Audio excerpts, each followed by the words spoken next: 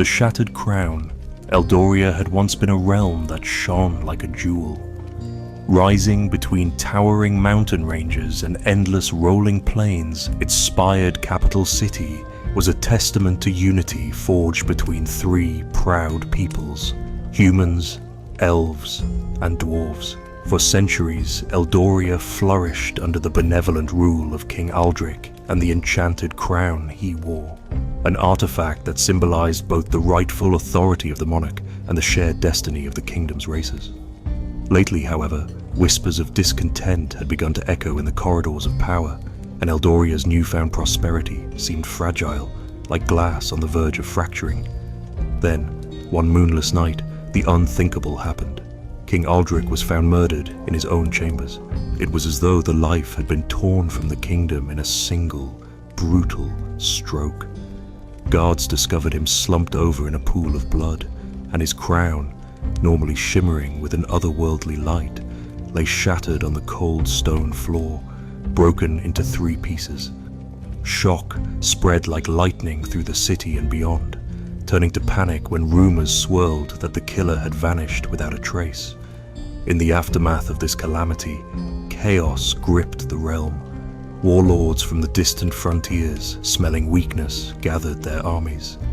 Nobles, each proclaiming rightful succession, seized fortresses and farmland. The precarious harmony once maintained between humans, elves, and dwarves began to unravel.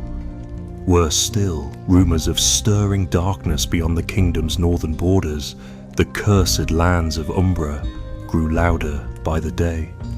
In a matter of weeks, Eldoria teetered on the edge of collapsing into all-out war. The only hope lay in restoring the shattered crown before darkness claimed them all. 2. The Call to Adventure. Amid the kingdom's turmoil, Dain, a once respected knight who had served King Aldric, found himself living a half-life in a ramshackle village just outside the capital's walls. Accused of treason he did not commit and banished. On pain of death, he worked as a stable hand to keep food in his belly. Though injustice ate at him, Dain refused to lose heart. He had loved Eldoria, and he had loved the king who had shown him kindness. Each morning before dawn, he performed the sword drills he'd learned in the royal training yard, the crisp whistle of steel cutting through the bleak air that smelled faintly of horse and hay. One evening, as Dain finished his chores, a hooded figure emerged from the gathering twilight. She moved with fluid grace, her pale cheeks framed by thin braids of silvery white hair. An elf. At first, Dain braced himself, suspecting a bounty hunter or assassin come to collect on his branded reputation. But the elf, who introduced herself as Lyara, spoke swiftly and in hushed tones. She bore alarming news. There was a prophecy that King Aldric's crown, now broken into 3 pieces, must be restored by one who has walked both paths of light and shadow. Dain, shunned by both court and country, had unwittingly tread this path already. Guided by visions gleaned from ancient scrying pools, Lyara had come to plead for Dain's help. She believed Malakar, a powerful necromancer exiled years ago, had orchestrated the king's murder and seized the crown's fragments, or at least controlled those seeking the shards. To succeed in reuniting the pieces, they would need not only cunning and skill at arms, but also dwarven craftsmanship and elven magic. Though Dain was uncertain what role he was meant to play, the spark of duty in his heart still burned. He accepted her quest. Together they traveled to find the one dwarf who might help, Brom, a blacksmith with ties to the royal armory and burdens of his own. 3. The First Trial. The Elven Enclave.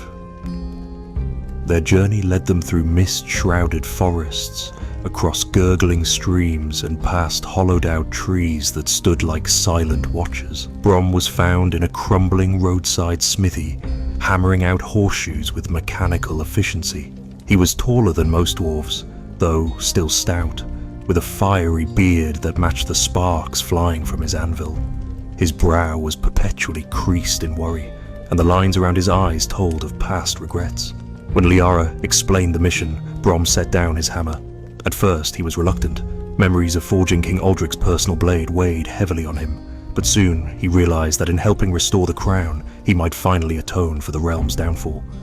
With that, Brom sealed his forge, stowed his hammer, and set out at Lyara's side. According to Lyara's visions, the first shard lay hidden in the verdant glade, the heart of the Elven enclave. Reaching it meant passing through the Moonwell, a site of ancient power that tested travelers by reflecting their greatest fears.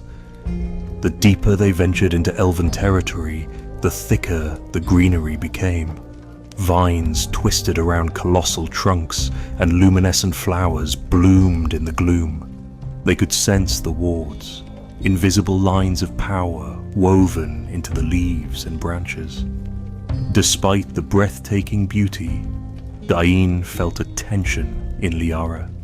She had mentioned she was an exile among her own people, though she did not reveal why. That night, they stood at the edge of a vast clearing, dotted with glowing mushrooms and faint beams of moonlight.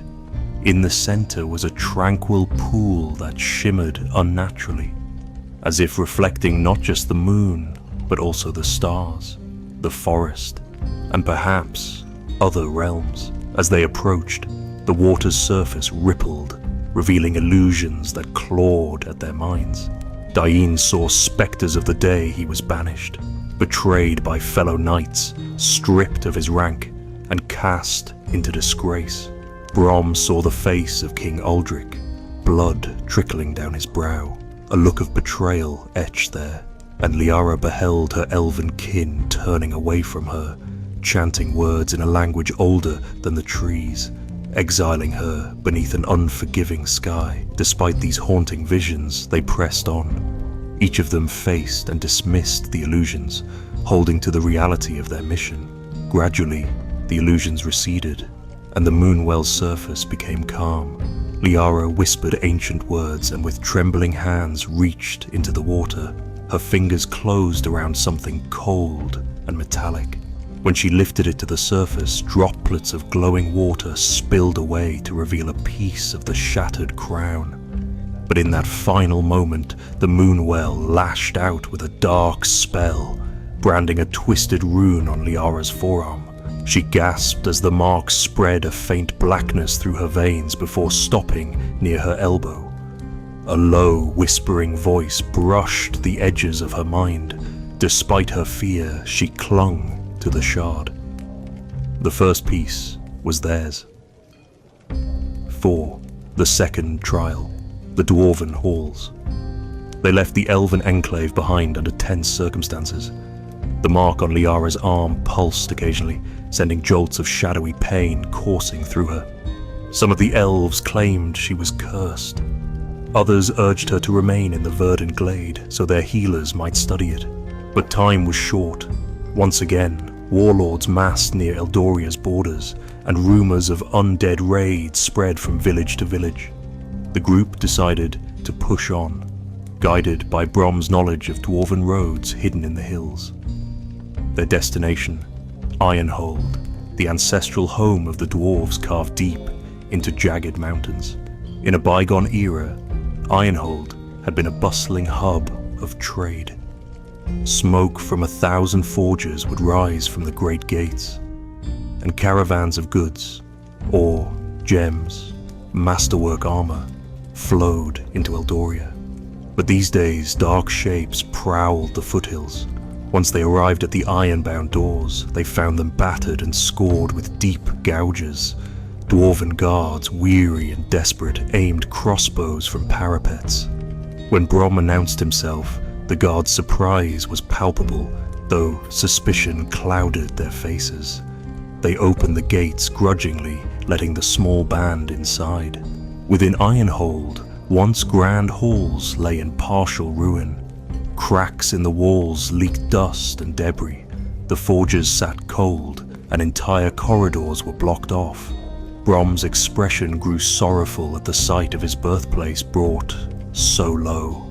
the group discovered that monstrous umbral fiends, spawned from the same dark magic that haunted Lyara, had been emerging from fissures deep underground, laying siege to the Dwarven city. Brom's brother, Thargrim, wore the Dwarven king's circlet.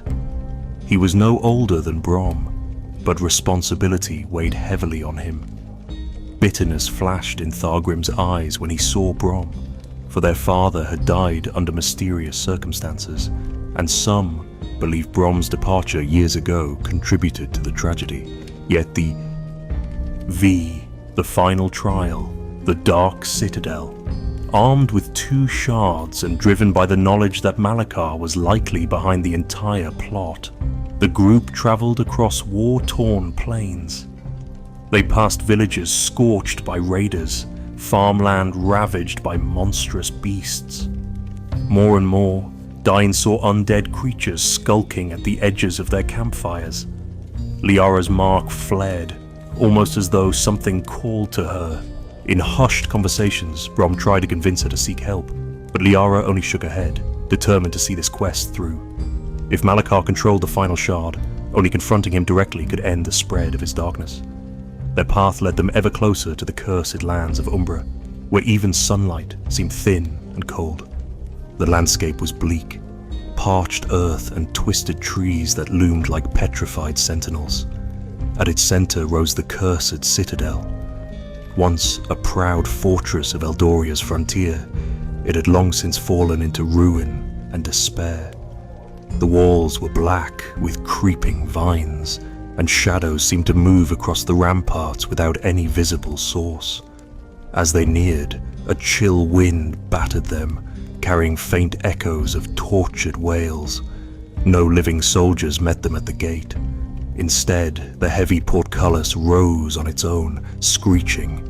Inside, they discovered legions of skeletal warriors and wraith-like figures drifting through the halls, clad in rusted mail, armed with corroded swords. The undead marched without rest. Dain, Brom, and Lyara steeled themselves, bracing for what lay ahead. Armed with courage and the determination to see their homeland restored, they engaged the undead minions, forging a path through dark corridors lit only by flickering torches. The deeper they went, the stronger Liara's mark burned. She felt Malakar's foul presence beckoning to her. The fortress's inner sanctum glowed with baleful green light. Skeletal champions barred their way, monstrous amalgamations of bone and twisted metal. Brom's hammer sang in the gloom, crushing the undead to fragments, while Dain's sword flashed, cleaving through them with unerring precision. Lyara chanted elven incantations to hold back waves of spectres, though each spell cost her dearly. At last, battered and bleeding, they broke into the Citadel's throne room, where Malakar waited with the final fragment of the shattered crown perched atop a dais of blackened stone. 6. Climax. The crown restored. Malakar was not the withered husk Dain expected. He appeared surprisingly youthful, robed in fine garments stitched with arcane symbols. His sunken eyes glowed with malevolent intelligence. Rising from the throne of bones, he greeted them with a mocking bow. "So, you have come to mend the damage wrought by your precious king," he said, voice echoing off the walls. "But do you truly know how the kingdom fell?" As Dain raised his sword, Malakar continued, "It was not I who plunged Eldoria into darkness, but Eldoria itself, its arrogance, its complacency. I merely laid the final stone on a road the king's own counselors had paved." With a wave of his hand, he summoned swirling shadows. The air crackled with dread energy. Lyara, clutching her arm, nearly buckled as the mark flared. She felt Malakar's voice in her mind, enticing her to hand over the shards. Brom hefted his hammer, determined not to falter. A maelstrom of magic erupted in the throne room. Malakar hurled necrotic bolts, forcing Dain to duck behind broken pillars. Brom circled wide, swinging his hammer to knock aside skeletons that rose from the cracked tiles. Lyara mustered her remaining strength, chanting a spell that flared pure white, temporarily unraveling the wards that shielded Malakar. Dain seized the moment, rushing the necromancer with a fearsome battle cry. Their blades met. Malakar's staff of obsidian against Dain's gleaming sword. In the swirling chaos, Malakar conjured illusions of old betrayals, aiming them at Dain's heart. But Dain remembered how King Aldric believed in him, even when all others had doubts. With a roar, he shattered the illusions. Furious, Malakar directed a wave of black magic toward Lyara, who collapsed to her knees as dark tendrils pulsed from the mark on her arm. She shrieked, eyes flashing violet as the corruption threatened to overtake her. Sensing this might turn the tide, Brom threw his hammer with all his might, striking Malakar's staff and cracking it in half. The necromancer reeled in pain. In that instant, Dain dashed across the throne room. He saw the final shard, a jagged segment of the crown, just within reach on the dais. Snatching it up, he combined it with the other two pieces. At first, nothing happened. Then a hum of radiant magic rippled through the air, hallowing the reunited crown with shimmering light. Malakar howled, unleashing a final burst of necrotic fury to destroy it. But the crown's magic surged, forming a protective aura. Malakar's power bounced back, sending him sprawling to the ground, weak and... 7. Resolution. A new dawn. In the hush that followed, Brom knelt beside Lyara, tears glistening in his eyes. Dain lowered his head, still clutching the crown. Malakar's body was nowhere to be found. Only tatters of his robe remained, swirling in the currents of dissipating magic. Whether he was destroyed outright or had escaped through some hidden art, no one could be sure. With a heavy heart, the companions carried Lyara's body from the cursed citadel. Beyond the blackened walls, the sky was already lighter, as though cleansed of the darkness that had once stained it. A warm sun rose over the battered plains, illuminating the scars of war and the corpses of fiends that had plagued the land. Soldiers on patrol approached, astonished to see Dain, the former disgraced knight, bearing the restored crown in his arms. News traveled swiftly back to Eldoria's capital. The rightful heir to the kingdom's future had returned, bearing the symbol that would unify them again. Escorted by a host of dwarves, elves, and human knights who had rallied upon hearing the prophecy's fulfillment, Dain walked through the city gates. Though he did so with little joy, his heart weighed by the loss of Lyara, hope swelled among the people gathered in a grand assembly within the palace halls where King Aldric once sat. Dain placed the crown upon his own head, honoring the final command the king had given him before his banishment: protect Eldoria. The crown flared with renewed light, signifying acceptance of its new bearer. In the days that followed, the kingdom began a slow return to peace. Thargrim led a mighty dwarven delegation to rebuild Ironhold's battered halls, forging new bonds with human blacksmiths and engineers. Elven healers arrived, working side by side with the city's physicians to tend the wounded, their combined magic and medicine restoring hope to ravaged lands. A new alliance charter was drafted, advocating unity among the three races, honoring the sacrifices made in saving Eldoria from the brink of ruin. Though crowned as king, Dain did not revel in the power. Instead, he wore the mantle of leadership with humility and determination. His first act was to decree the building of monuments to honor both King Aldric and the fallen, Lyara chief among them. A statue of the elven sorceress, arm raised as though weaving a protective ward, was erected in the castle courtyard. Brom was named royal armourer, entrusted with forging arms of unmatched quality for a new generation of knights. On the morning of the statue's unveiling, Dain lingered at its base. He placed a single lily upon the polished marble feet of Lyara's likeness. As he did, a strange sensation prickled at the edges of his awareness. He looked up, scanning the crowd.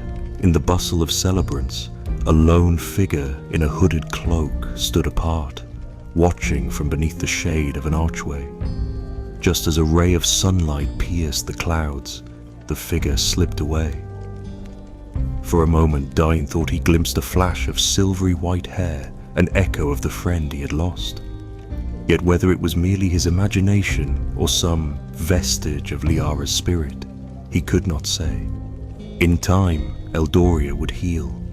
The farmland would be replanted, the strongholds repaired, and the dwarves' forges and elven glades would share in the kingdom's prosperity.